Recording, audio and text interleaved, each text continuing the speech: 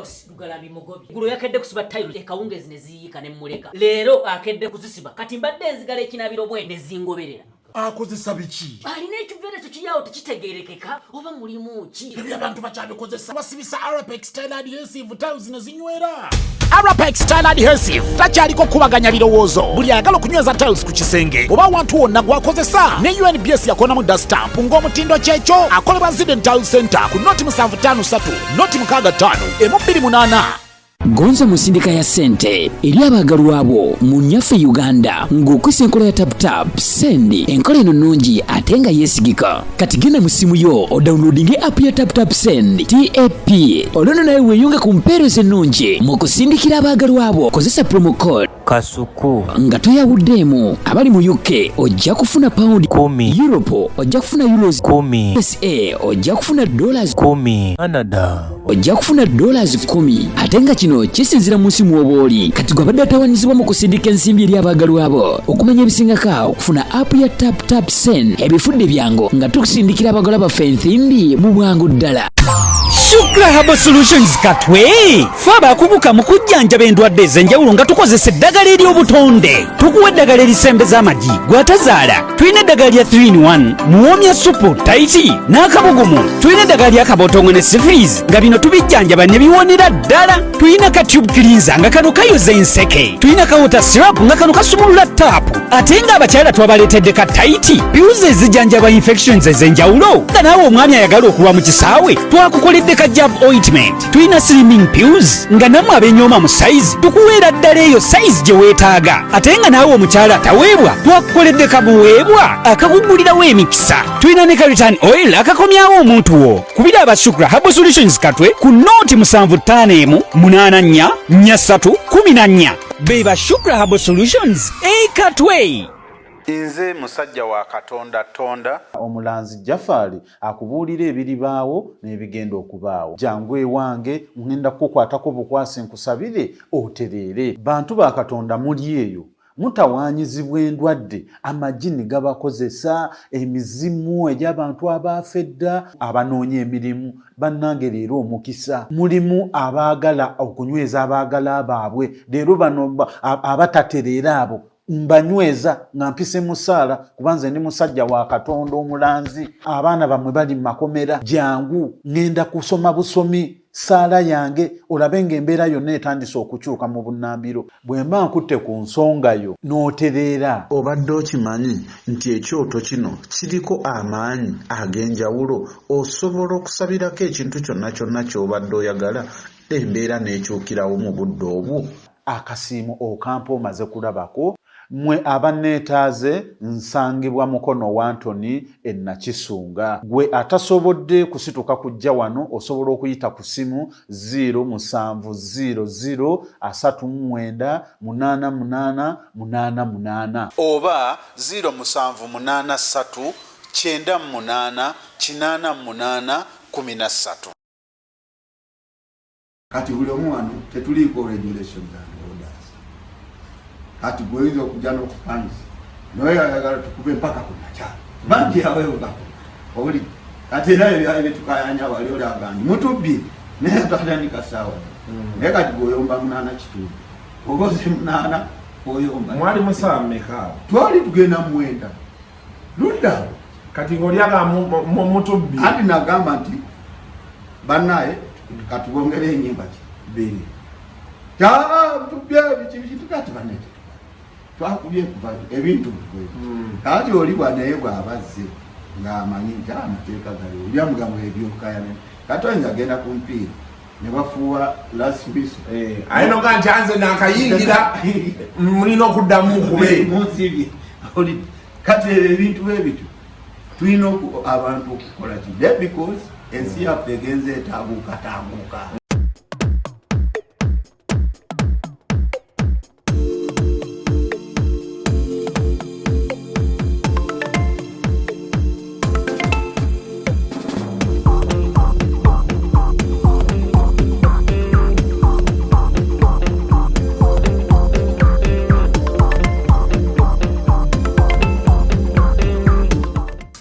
Welcome to yet another edition of Kasuku Live. olunaku olwaleero ndine Mr. Moses Matovu abasinga muyita Papa Moyi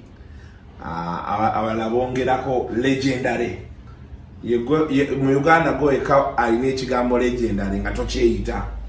abantu abasinga batambula bakitimbye buli wamu ndi legend naye goeka gwokiina nga tokyeyita soko buze kuba tulana batuwuliriza abannaffe abali ku Kasuku live naye nsanyusa okuba nti tuli wano ku lutimbe luno ne mukulu Kasuku nga tuwayamu gye muli tusanyuse nnyo okubalaba. Okay. For starters, Papa Moyi, erinnya Papa Moyi livaawa? Papa Moyi omugenzi Sechanzi twayimbanga naye nga twetumatuma amanya ye nga tumita Shali Charles nga tulisalako kati nze Moses kati basoka kumpita Moize kati belyajja Arab Moyi najja kati ne basalako Z ne inerifuka MOI Moyi kati ne tujja bwe tutyo Papa Moyi kati nerikwatayo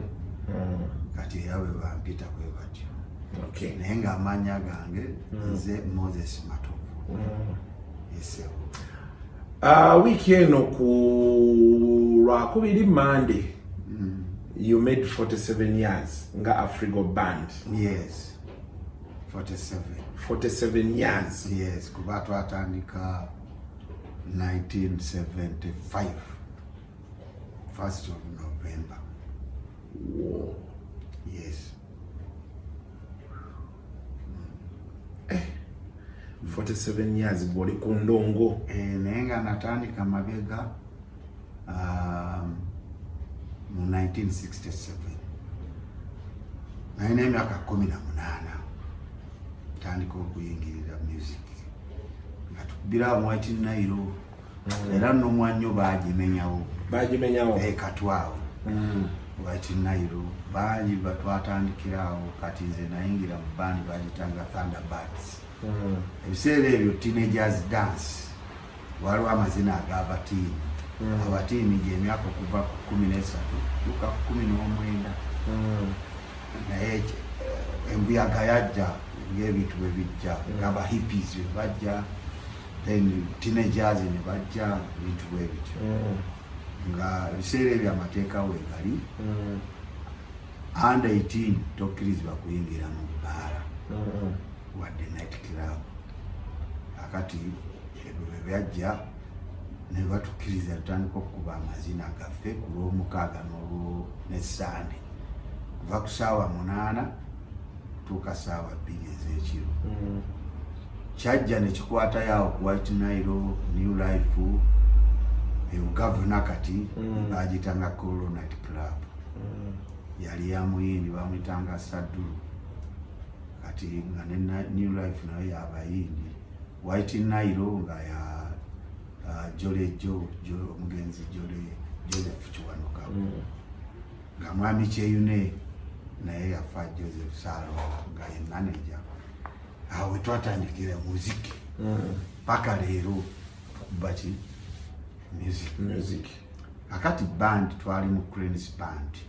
mukutandika waliwo ebifaananyi tuvudde kati mu Thunderbirds ebiseera ebyo night clubs zayinanga resident band ngera zina ne equipment kati fe abayigayiga nga bali abakungu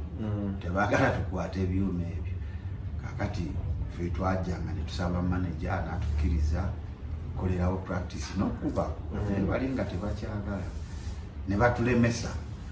kakati Cranes yo yalina ebyuma ebyayo.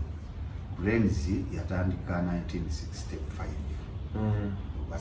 late 64-65 mwalimu Tony Senkebejje, mwalimu Eli Masembo omugenzi, Roku Luganzi, mwalimu Luiza Bagenda, Sam Kauma nga ye drama, mwalimu Bile Mboa, mwalimu n'oyo gundi Honorable Birigwa Uganda we yali muyimbi Geoffrey Sereko naye yali muyimbi oyo ng'ayimba nnyo rock muntu wa rock American style. Kakati bandi yatusikiriza yatuwa inspiration abavubuka batugiraba y'amaanyi. Kati formation yaabwe yayagala okufaanamu ne ba Beatles by then baali Bangereza ebiseera ebyo nabo bajja boolaba baali b'amaanyi. Kati nabano Friends bafuna bandi ezaaliwo ebiseera ebyo Rolling Stones Abangereza baba bataano mu mukaaga bavubuka rock and roll twist bikyero. So kati bano ba Friends ne bakola band. Kati nange olw'okwagala music nga mikwano gyange bebatu ngenda ne bakubamu awo congas. Conga bwe buno Sewanyana bwakuba ngenza okuyita congas oba tumbas. Nga bubeera awo tewali abukuba nenze nga nsabamu nenkola ki n'okubamu nenzirayo ekanga ndi musanyufu. Letwe ne tujja mu muziki story mpanvu. Yes. Ali awo ne mutambula mpaka omukolera Afrigo mpaka kati wetwa kati awo band eyo ne splittinga the Friends ne baawukana. Kakati Sam nayagala okugizaawo kati nefuna chance kati nze Eddie Ganja waliwo Kasirivu Jesse yafa Charles Sechange kuba ye yaliwo n'abalala ne tugizaawo bandi Friends band. Kati ate by mulwenda mu nsanvu nga mwena awo ate nayo management negamba tuyingirire naye ne bayimiriza Friends band. Kati fe abaaliwo nze Sechanzi Jeff Sawava Tony Senkebejje Eze Kasirivu n'abalala fe ntuga nti katunoonye ebyuma netunoonya ebyuma naye byakulema wano tebabitunda ate ne basponsor tebali. Eventually netuddayo ate mu Friends twaddayo era tekyawangala nnyo ate era netusasika kati fe kwekola Afrigo netutandika 1975. That's why egambite emyaka 4 mulimu Afrigo band. Waawo kyamukusa mubi bannaffe twatandika nabo Mukama abamu yabatwala. Kati kaŋŋambe mu band founder omu ku basenior founders nze nkyaliwo ali bana abamu Jeff ali Germany abalala ba kamera batwala. So but 77 years 47 years is a very long time. Yeah, it is. Abantu abasinga abalaba channel mwaite munnazaalibwa 47 years ago. So how do you feel Moses Matovu Birakuganti legendary Moses Matovu? I feel proud kwegamba kubanga ngabo bagambi setuma kyekumi kweganji kolere tegakiyinjamu kubanga obulabu binaku natandika nina 18 ati nina 73 ogitoolako era still giba mingi naye nga nkuba muziki lwakuba kati bambi ensi yaffe simanyi naye nga tuli bamukisa mubi nandigambo bwenge ensi yaffe eno teteredde gyevudde tutagala kuki asita twaleeta emundu 1966 saya lwalipesa namulumba mubuwi tetuddangayo kutere akati enfuga ey'embungu enfuga mbi nnyo kuba kati baliraanwa abaffe tetwali ku level eki naye nga ate tetusingako namba esesa Kenya Uganda ne Tanzania Tanganyika twali buli kimu kusoma ntegeka buyigirize bw'abantu ngeze yaffe bannaffe bali bajagala nnyo twatambulanga n'ogenda Kenya yagende tuleka kubanga bo tebafunanga ki mundu nga wano Tanzania nayo bwetyo kati Rwanda nayo yajja Burundi neze nsi wano East Africa kutwali wabiri nasa twayingirizamu mundu tetuterera nga ekyo kyo nkyogera nga nkubanzirabi tetuterera kuba president bameka bavaako bugina mundu tewaliwo nti no kati nga bolaba nti agundi vaako kati ebyo bitutwalira mu ffenna oba osomye oba tosomye oba oli mwavu oba oli mugagga wasiwasi kakati ebintu byetukola abantu abamu tubikola for survive muga ate wenaalekaki ng'olaba okola mmere yaleero kati lwenzira naku mmere tetwandibadde bagagga kuba tutyeyimba nyingi naye tetuzifunamu copyright longa eyo president yagindose way back 2006 naye tekola tetufuna realities ate abayimbi bwebagamba nti banamije twegatte tubere eddoboozi limu ng'ensi endala kubanga naali chairman wa IPA naye nga nkola lwakwagala muziki na nsi yaffe nga ensi endala tutambula sendego mu Afrika mu Malawi bababuulira Gambia mukole bwemu South Africa naye bw'ojja wano n'ogamba abayimbi tunemanyi nige twegatte tufune eddoboozi si nsonga oba oli w'amaanyi oba toli maanyi tukolelebo n'anajja asange ng'ebintu bikola ki biri wamu katogeza ng'omupiira kakati tulina FIFA tulina ne FUFA Federation of Uganda Football Association naye yanda FIFA ne CAF byonna byonna agenda kuleeta gwe mateeka wano noganda eribaddeko nebpenalty tekiriyo kati nemuziki bwati abantu oba oli Amerika oba royalties gemateeka gegati okujjako ebintu ebimu ebitusinga kuba bo bali naye tubeera nga nabo batuorganizinga naye ate si bebanga eteteekans bigenderera bya copyright kati nga wano oli naakwata oluyimbamu nakola mu byayagala oba tuyimbamu oba naalubba oba mukozesa mukalango without your consent yakola bukozi kate kasiko nomugamba ayina noganza olulimba naluguze natandika kukola reproduction asaako ebifaananyi bye kati nga wano tulina olaba ku YouTube kuliko enyimba za Afrigo nyingi olaba DJ Matovu DJ Kasuku non-stop Afrigo nekakola tofunamu oli omuyimbi ate awalala oluusi kati musiki wammwe waliwo abamu copywriting abalala nti byeŋŋamba kakati nogamba because enewaffe tetulina polisi kati gavumenti erina ebizibu byayo bingi sijja ginenyanye n'ebyekolako bingi naye babawo polisi netumala nti tugwa minisita bwe twakulira nga tuli under minister of culture walikawo wano minister of culture yes yaliwo nga abayimbi bakisuka olinaje tugwa olidde bwe wabaawo ba recommendation magakamulagiragenda bw'oyagala noga nti mupeeyo ku baluwa nenda ku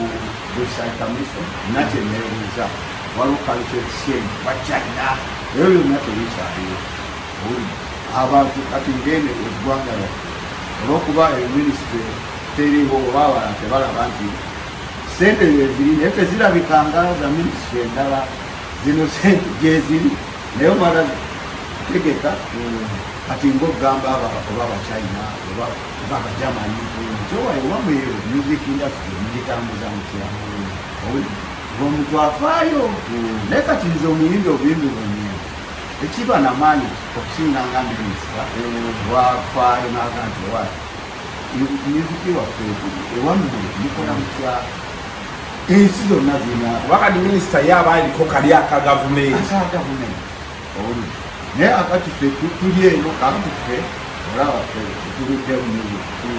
abayimbi abakunkawo bagamba tetulina tetukoze kifo kyotwebaza ekintu kye bayimiriddemu nga bakisanzeewo akada atero bagamba nti tetuwonyeeyo naye bo balowooza nti ate olwo bakoze endowooza yaabwe. Abayimbi ennaku zino bagamba nti mwe mukuze tayimu yammwe yaggwako mubaleke kati lwe babatambula. Kakati endowooza nayo sigigana naye nkyamu nayo ki nkyamu kubanga ekintu ekisongere bwodda ku mupiira ngeragalanye n'omupiira neki ne music olidde wadde oli tasamba naye yali asamba bamuwa respect era obalaba ku pano ebasingako obungi kati World Cup yireete era obalaba babaleeta naye tebayinza kuleeta olwokuba oli muvubuka olwokuba osanga ojengere kuwali oginako oyafuna bwabuzi kakati wano obujega bungi nosonje mukozesa obujega abantu olaffe twakubanga music oli gwokubira nagamba toba otulimbe okamulere gwofuuye si gwetuufu tetwalwananga ngoma omusajja oyo akoze eki ampadde challenge ngoddayo ku going board ngoddamu bodda ate yajanaga awonukale naye tolaba abo batuyamba twegabe tetudda okwepankapanka twasangawo abayimbi eri wamala omugenzi ekirasi kawala Fred Kanike Fred Masagazi bangi naye natima naye abo nga tubaba respect kuba twabasanga mu mulimu tetusobola bakolazi kiringa jjajjaawo azaala maama wo batata n'omugamba talina mpulisi kati gwoba ogajjewo ate nga bava muye niyo kitegeko gyekyatandikira ebintu birina gyebiva naye gwe tojja kulowooza endowooza nnafu oli kati abamu bagaba ebagoba abakozi naye tebeerabidde nti ate ffe twetwava ate mabega nga tukubalingala nga mubani temuyina mukongono noomu netandika edda kasuku kuba enyimba ebbiri esatu mu bbandi nga zamu composition nga tebazaagala abantu baagala za kizungu za lukongo musiki atali waawa nga gwe baagala owuliri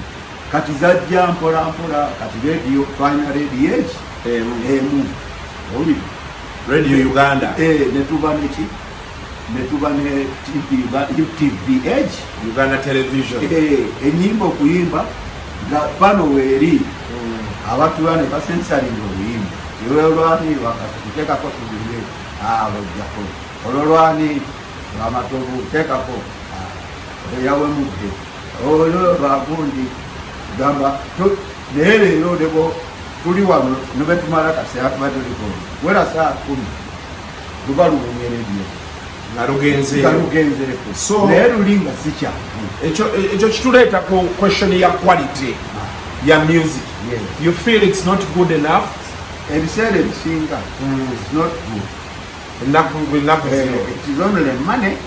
kati nganze kakufuna enkuwayo ba miliyoni onfunire eyakule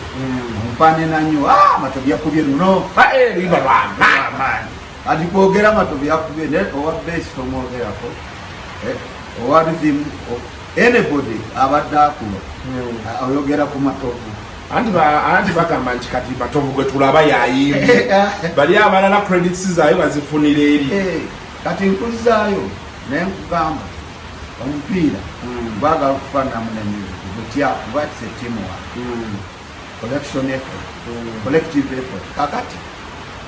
okipa ayinza okubanga yakola kakati Kasuku yakeera naye Kasuku taga nti nze bweyogera ki nze ntenga nedda Kasuku naye ajjamugayo naye bw'oteebanga ng'enzita kugoga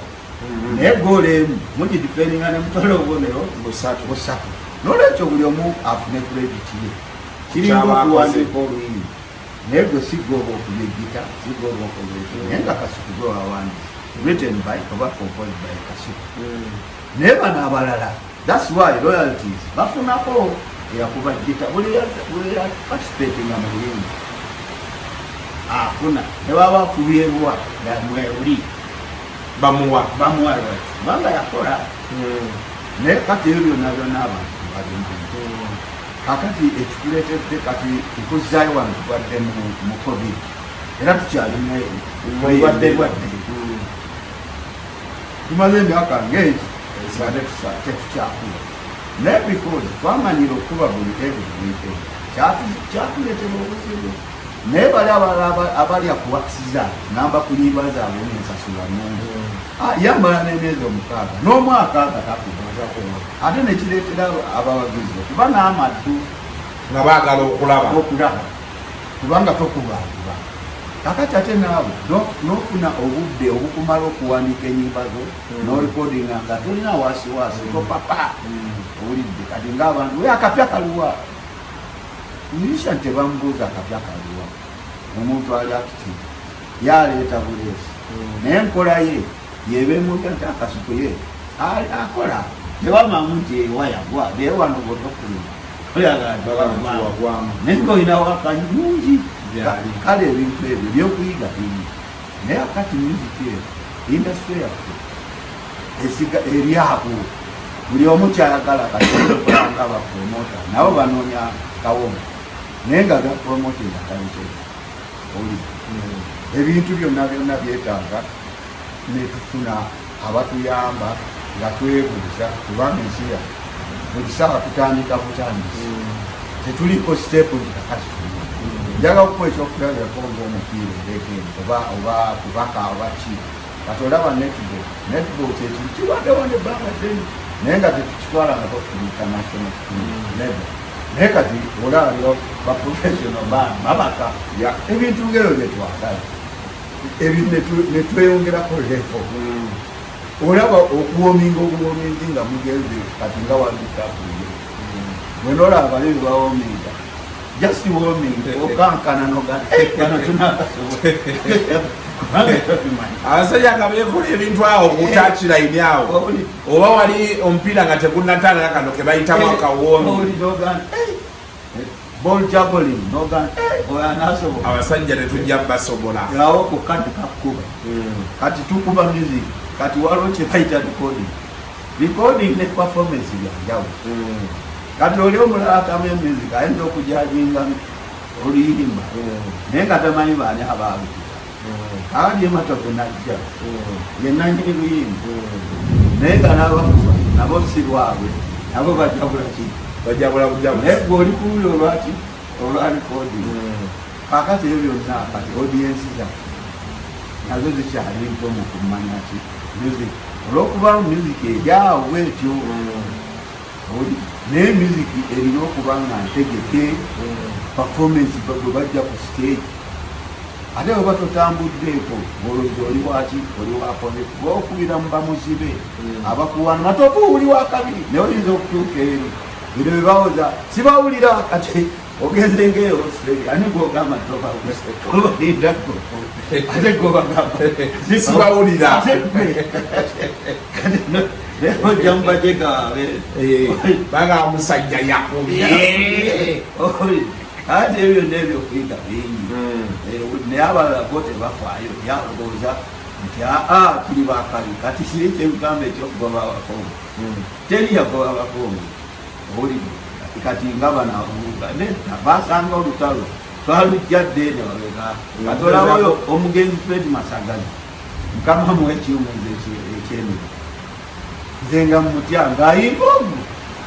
omu Masagazi Fred alina bandi UK Jazz Band Uganda Kezaala Jazz Band Kezaala kekondeera naye yasalako Masagazi ng'ayimba omu performance yonna ayimba Oluganda ayimba Oluswahili ayimba Lingala n'Oluzungu akati oyo ye teyagoba bakonde olutalo telutandika nti saawa eyo owulire kakati gweolinza omuga twalina leediyo emu kati bwomuga nti leediyo emu ayinza okuga nti olunayogera ki kakati Afrigo ffe twasooka okufulumyamu CD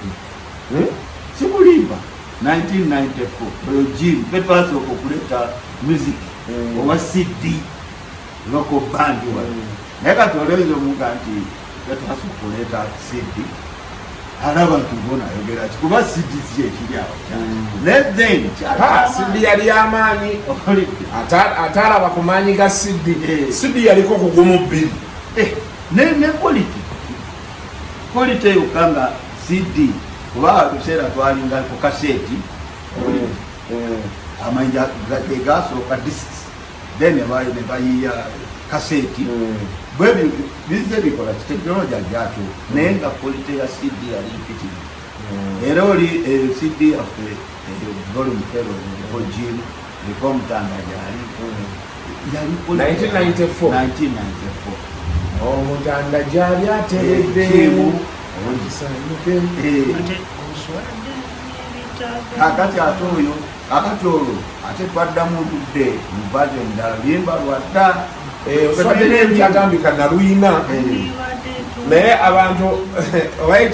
ekisesa kuola oluyimba si ogundi ye remix yeno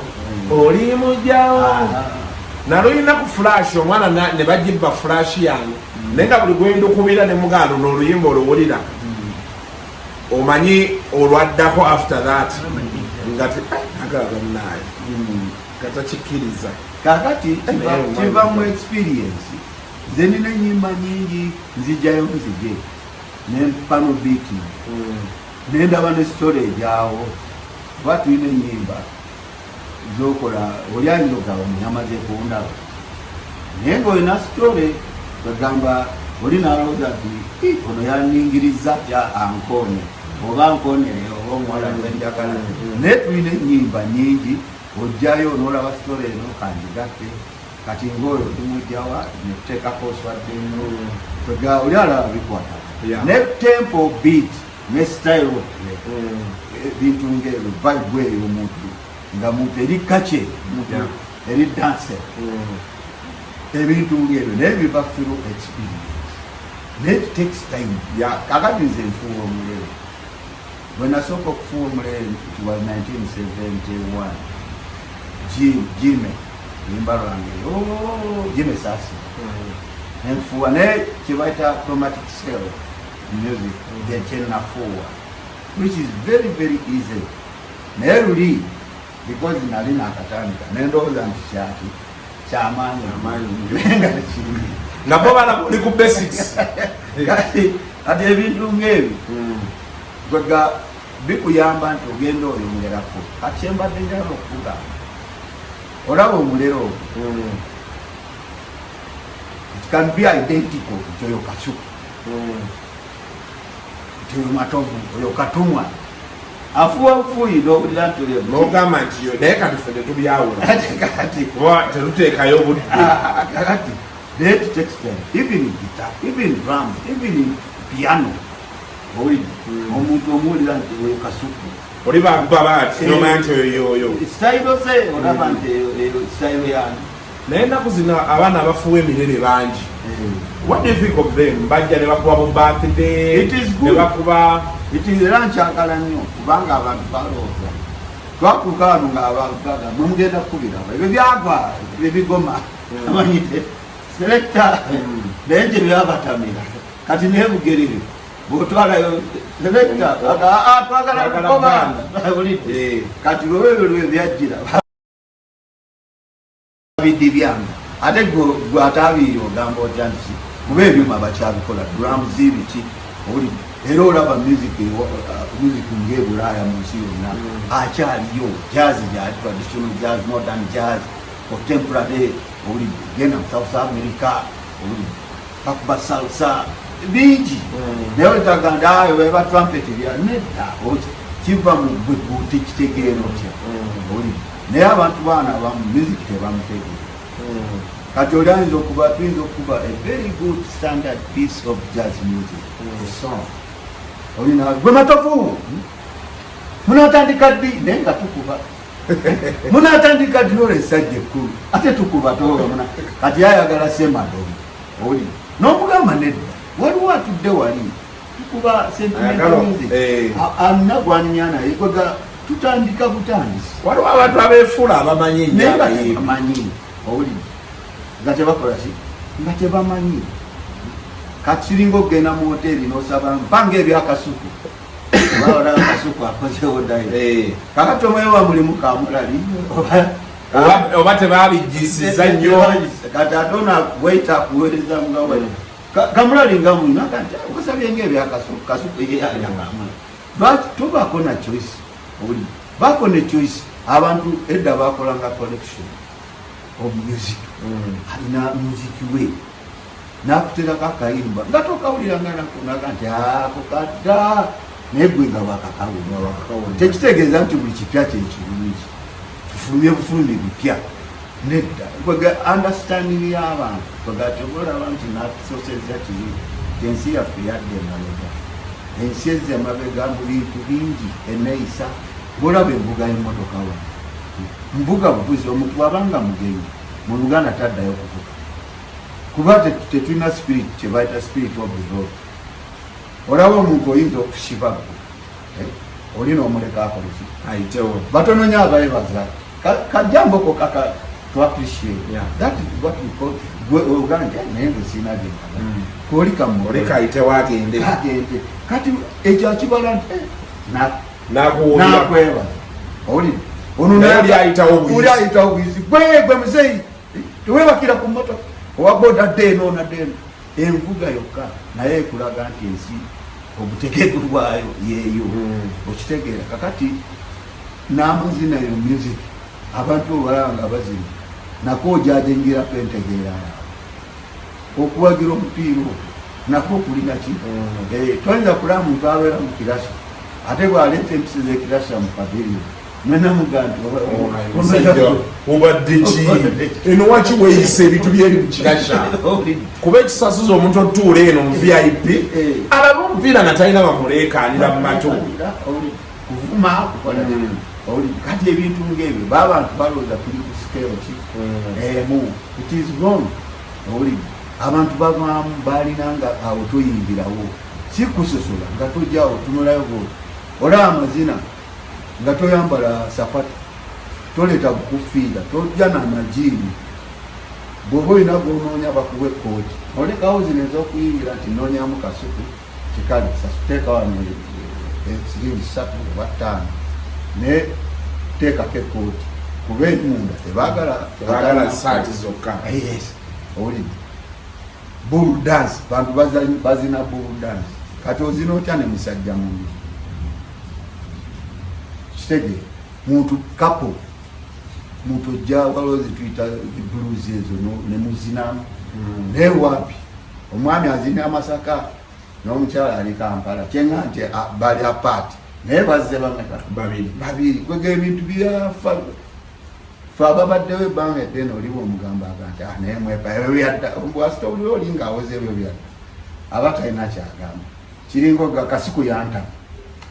kasiku yantama nombuuza tombuulira akati gamba nti kasiku yantama ABCD kati osanga oli mutuufu ekyokubiri nga toli mutuufu enagamba nono kasiku omuwayi sibangira ki naye olaba kasiku yantama kiki atombuulira kati reasoning teba tuufu naye abalala abantu befudde abamanyi music ekintu subject nene nnyo owulidde industry y'amaanyi naye kakati olwokuba wano oli alowooza kakati gweoyinza okulaba oli atunda amatooke owulidde buli kimu kiriko technical side of it oyinza okugamba naye bwenfuna sente siyinza kutunda amatooke nenfuna sente kampangise loole ogende oba mu Masaka oba buwa ojjayo matooke oleeta naye olutuuka ekibuye wali bagamba Mzee Matovu eno mbidde bakuziza mbidde kubanga ekintu tokola ki toyawula mbidde nattooke tugwa mu bintu abantu bano baagala nnyo okutomera buli kimu yalooza takkiriza nti kino kikola ki sikimanyi ate baagala nnyo okujeregajerega kati olufu kyobolanga naffe tuvaako waya nogamba gundi ngenda akompola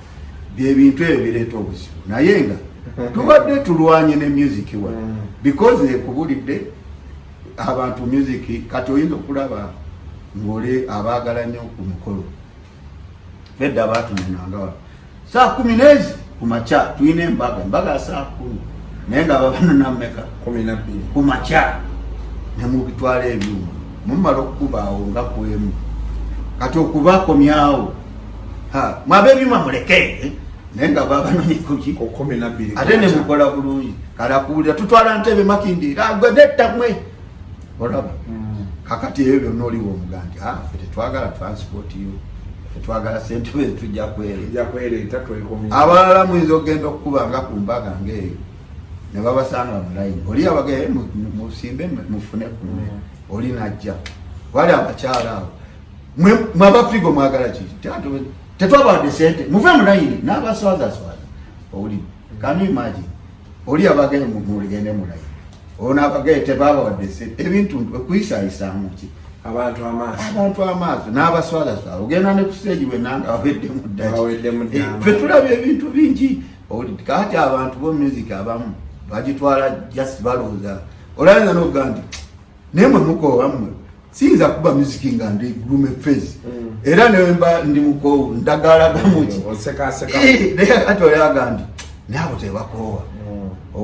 oli bwaga nti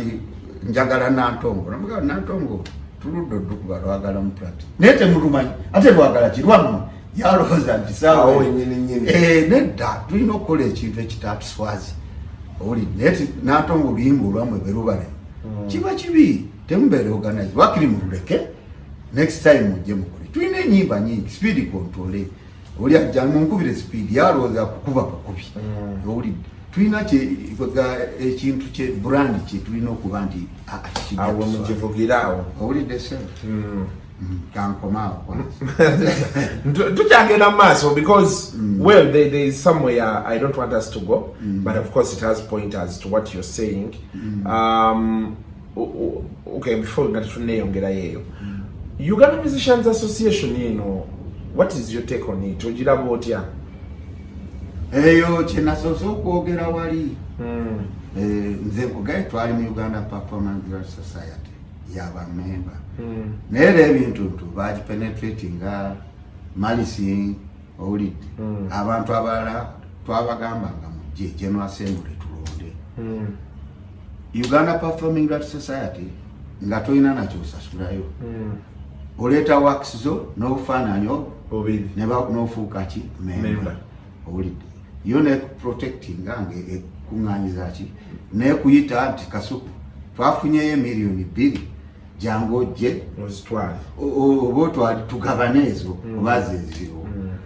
naye nekitufuukira kizibu bannaffe betuyita nti bamusician bannaffe ate nga bali against us batya bagendanga ku radio nga Dembe FM oyinamugamba nti asebo mutulwanyisa tusasule nti nze sibirimu nze tusina memba owulidde naye ate bwafuna ekizibu waliwo ebiseera ebyatuukaawo okukola lonki abayimbi nga bakola lonki naye ngajja nagamba mumpoleyo miliyoni 5 oba 2 nomugamba nti guno tetulina sente kyakubiri toli memba oba so netuzimuwa tazizza nomugamba nti oba mujje tugire takola ki ate ye naabeegaana kati amalo zifuna aye naabeegaana kyabasebe bakola sibitegeera kuba alinayo ekivulu agala bamwogereko yo abayimbi bo balowooza nti okuyimba ennyo ku leediyo kwekola sente ye banamukuba ennyo ku leediyo lwanakola ki lwanafuna bookings ate ng'oluusi waliwo ebintu bibiri ebyenjawulo okuba popular n'okuba common byanjawulo kibi nnyo okuba common oba kikiringa omukyala lulife twalabanga abakazi abakyala baba bamuleeta addira mu benzi nga wa bbeeyi kati agenda kakana nga addidde ku booda olusi taxi naye yagiranga mukiiko mu benzi. You have to maintain your standards. Kahati bana abantu balowooza nti oba ensi eggwawo leero ate na bino nze nsinga ebyo byayonoona abantu nedda olidde omuntu kuuma ekitiibwa kyo obeere nti olina standards kuba atasobola kumala kujjuza serena ate ne bakusanga ebwayise ng'okubireeyo okyala kyeŋŋamba naye enjala ng'olabiraho nga yekola ki ffe tugamba enjala tekuliisa ŋŋaŋa ng'ogiyita enkoko nedda eŋŋaŋa ebaŋŋaŋa kati ebitunga ebyo kati bwana abantu bobagamba kati ebyo benyumiza oli agandi byomukati naye nkubulira facts sisoma bisoma embimanyi sikigani nasoma mukata naye biri mu mutwe gwange okiraba nina history wa music ate namusangawo bali abasajja benkugamba baali b'amaanyi era be batusikiriza naffe ntuyingira mu music tetugamba ntumanyi nnyo naye tulina ate betumanyi kakati ekibuuzo kyo kimeyo bankiise bulungi kati Simbi naye era tejja kuba namaanyi because fefe nini tetugangana bitiibwa awulidde ebintu byajjamu okufuna esente oli agabo banoonya sente zaabwe kati nga UPRS baali bagiyita ya Afrigo etya kuba CEO one of our executive director Mwami James Waso nze nali chairman Jowanditaka wali yali ku executive kati abantu ndula kino kyaki naye kati babuuze bagikwatamu esawasula bamutalangamo nze kati bakayana tebafunanga sente kakati twaga ekintu twatufunye emikwano owulidde nga tutambula batuyamba twagenda eyo nagenda mu lukiiko Ghana awulidde lwali lwamaanyi nnyo nga bwe munyumya abantu nga tunyumya ebizibu naga nti naffe betwali mukole bwe muti ne bwe naye bw'ojja wano baga bulema yeega nti nze siri wa UPRS senga kati ate tuli wala kuba bw'oyagala okujja n'ojagala ojje owambe UPRS sooka ojje bayingiza batya bafulumya batya olyoka ogaa nti bameka abasasula people we are not complying radio nyi tulina over kangande ekitone nnyo over 100 FM radio stations ne TV nyingi naye bantu tebaagala kukola ki kusasula abalala ba honorables be bali shareholders ne music industry bo tebakola ki awulidde ne Dembe FM esobola okuba ebirango n'amawulire 24 hours atakoli music kati weeranga Colgate oba nayo eyizo ganti zino tuziwe abayimbi n'ekibya kibi because bali baagala listenership baagala numbers abalanga naye tebalangira bwere naye gwatuuka bakuwa sente naye ono gwokubira entertaining balisteners ofune numbers ate bagasasula okiraba kiba fair ate instead abakolayo sigamba abakola ku radio bamuwa ekiki tatanza kante bampadde yataano kampe abiri kampuni nze kasa ezo sibaki zonna ziba zakwala ate kati oba omukolo wa mwita nti kino olaba otya kino bano kyebaga nti abo tobona abunanabo baleke tetubayamba soka dikiri tuwe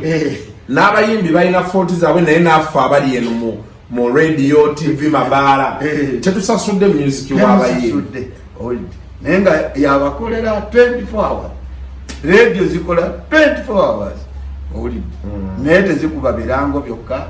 namawulire zikuba music kati ebyo byonna ne bireeta omubeera nga biri awo music industry bwebanga eri well arranged esasula tuve mu bino ebyokukuba every weekend owulidde every weekend tulwanire kino n'abayimbi bagezaako nnyo awo mu kutwala wasula bakwatagana naye UPRS nasembo manyaawo Jenosari Musarenga naye agiyingiddemu agamba abayimbi mulina basasula mulina okukola booti oyo mwami Anthony Mwanda abaddeyo nga tava muni guru eyo meeting eno meeting ne naye simanyi meeting ezo gye zitakoma na kiki zaleeta anti kakati byebyo okugwa mu kintu ky'otomanyi owulidde gavumenti erina okukola polisi kakati ab'amaduuka baabo senga buli omu kyayagala kyakola kyandibadde kitya let's take council trading license ate oli tajja kuva eri lwaki oguddewo trading license agiraba kakati naffe abayimbi oba olina group oba oli individual singer ng'olina kategole mugwa kadi yeruwa bw'oba olina ekizibu ogenda ku minisitule bana engenda bulaayi njagala ebintu bwebi naye siso siffe ng'ettiimu y'omupiira gye nkugambye nti kakati senga tulina wano amatiimu nga buli omu yeega nti eribadde ekoonebera epeni ate ffe tujja kukuba 24 mu kifo kya 45 wega etteeka libeera international Police naye sikubeerawo nti kubanga oli najja naga katikale mujerero mwogere nange oli namulala nga nedda kati mwogere nange kiba tekijja kugguka n'akwata sente n'aba kati wano sente kyafuukanga yenkola asa obonsibye omumwa kuba nakukola kantaaka kutyange ompaddeyo miliyoni oba 3 musajjange yanjukyayo muleke oli ne polisi eyo teriko feva bwebezze kyegamba kyekikolebwa oli bwe muba mukana mutula ate butuuzi nga nti esebo wano mwerabira kano toke tukatereze naye nga waliwo enkola naye buli omu kati dabanga performance oli kati buli omu wano tetuliiko regulations and orders kati gweoyinza okujja n'okupangisa naye ayagala tukube mpaka ku makyala bangi yawewo bako oli kati era ebyayo byetukayanya wali olagani mutubbi naye twatandika ssaawa naye kati gweoyomba 8 kitundu ogoze 8 oyomba mwali musawa mmeka twali tugenda 9 ludda kati ng'olyaga mutubbi ati nagamba nti bannaye katubongere enyimba bbiri tukati banete twakubye kuva ebintu kati oli bwanaye bw'abazze ng'amanyi nti amateeka gali olya mugambo ebyokayana kati oyinza agenda ku mpiira ne bafuuwa lasbiso ayino nga nti anze nakayingira mulina okuddamu kube munsibi oli kati ebintu bwebitu tulina abantu okukola kide because ensi yaffe egenze etaaguukataaguuka ate abantu abatalina nnyo be bamanyi kandi nga bentugamba olyaga gwe Matovu munatandika ddi ngaolaba musajja mutegeere naye ate ekibuuzo kye gyobera bali be bamugambye nti genda otugambire nti banatandika ddi kwegamba omusajja bulaba afaanana okutegeera n'ekibuuzo kyaleeta ng'ate waliwo aliwagamba kuba kati ffe ng'abaludde mu industry kubanga bwewandikubidde bwe baba abantu 10 bwebadde osuubira 5 kubanga akubira ebika kuba tomanya who mu audience eyo naye kirala okwefuula nti gwali ku stage gwomanya enyuma nedda kasupayinza okubeeraawo ng'amanyi omulere oba eŋŋoma oba kiba kuyimba owulire ekirala oluusi ayinza okuba inaajava nakampulire mu bandi eno nga yafunye ekyansi eyo kati mulina okukuba buli omu nga mukuba ekintu manyi nti ekintu kyetukuba kirina okuba perfect value for money owulidde kakati ebyo ebintu bwebyo music naye eringa kwambala music eringa mmere nokuba nebaraya mwekajira wano sikuba erina gurafu igenda leka owulidde naye gwebyo ensi yaffe musically tuli mabega owulidde tuliwa tuli mabega that's why olaba abo abajja UB 40 band contract yabwe bwebaga ntwagala kino tebakuba kati gyogenda owaabe aganta kino netwasaba tebalukira owulidde some check twagamba a day before ono atukozesayo tugenda kukola tetujja kuba owulidde naye bantu tutuukeyo n'ogamba ni what it is onagana ofunye the best instrument mugenda okulaba ngalebe mukozesewa mbiri better than byagamba notya ulemu atejja kufe kasuku sigwe bagamba promota sigo banenya bayimbi n'abakubi oliwo omugamba ndi gundi terete twagana breakfast tutwale gye tugenda okukubira twagala kulaba ku byuma fere tufaayo tunaalyanga tumaze okula kuba music is sound. When the sound is not good you are wasting your time sikulimba oli kati bote babitegeera oshaba kakati tulina okudefendinga brand sikubeerabeera awo nti bobo bali sikugwobuuzanko Winston abo baleetaleeta kyama sikwogera bwa written document side emu bwesobya ebeera ogwamu bwe mubanga mu byonna byebitu that's why olaba baba happy owulidde Uncle Shaka nkubuuzizzaako nnyo aka Jazz Safari aka Winston Mayanja kansubire nti oli bulungi atera okubeerako Kasuku live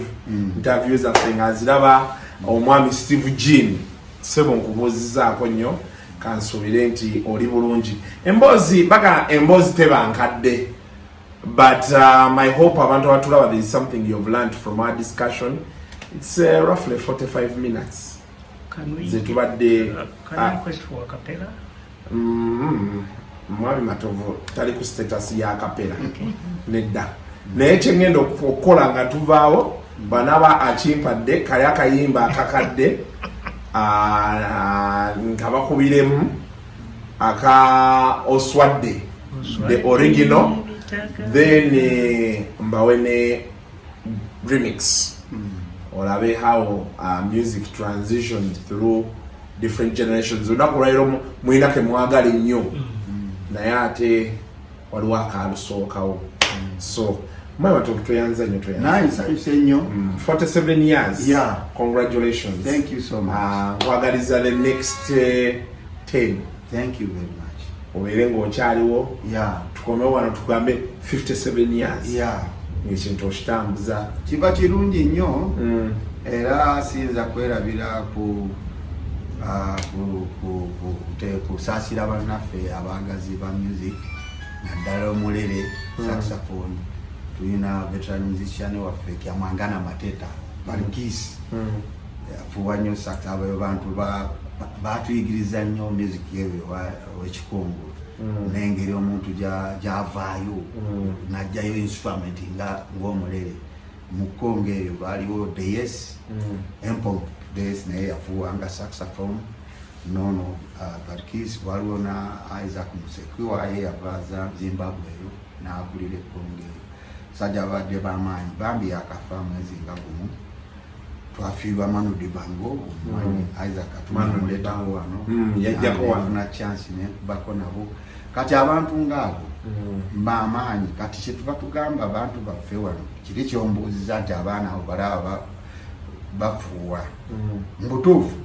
abaana Katuma yaba inspiringa baba yakomawo wano n'afuuwafuuwa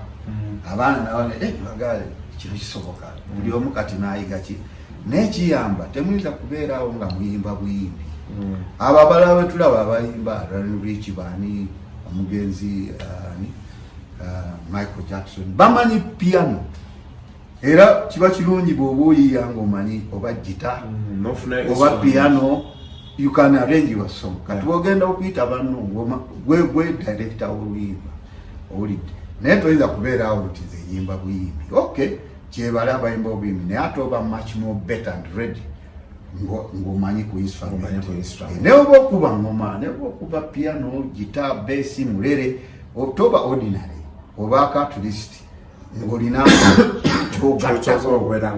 owulidde kakati n'okuyiga tekukoma kati abo abaana abakuba kirungi mukube ennyimba jazz standard ezo n'oyigayo nga 5 bw'otuuka mu kifo toba out of place oyinza okusaba kye tuyita lift tibane ka summer time kali A minor n'okakuba nawe n'obeera muki oli ayinza okujja ngaawo nga tukubanga munkubire oluyimba lwonna jazz standard n'olulala lwonna nenga buli lwabagamba terumanyaga naye mwe muli baawo olitegamba mulagendeera oli ate oli awo mwe munatunywinywi kati oyo omuleka bulesi kuba ye byaliko tabikola ki tabitegeera kuga kyenkubiriza abaana muyige ebivuga abaagala okuyimba namwe muyige musome staff notations kiba easy bw'ogenda producer nsi yonna balina producer anyumirwa nnyo nga gwe kasuku gwoze n'oluyimbalo era gwo directing yajja mbuzi katono naga nti betukola kiti kiba kitya naye sikulekera ki producer nova nawo olulwo ate olwo olwaddaani mwebale nnyo mwebale eddala tetujja sukawo wano until next time mubeere bulungi mweraba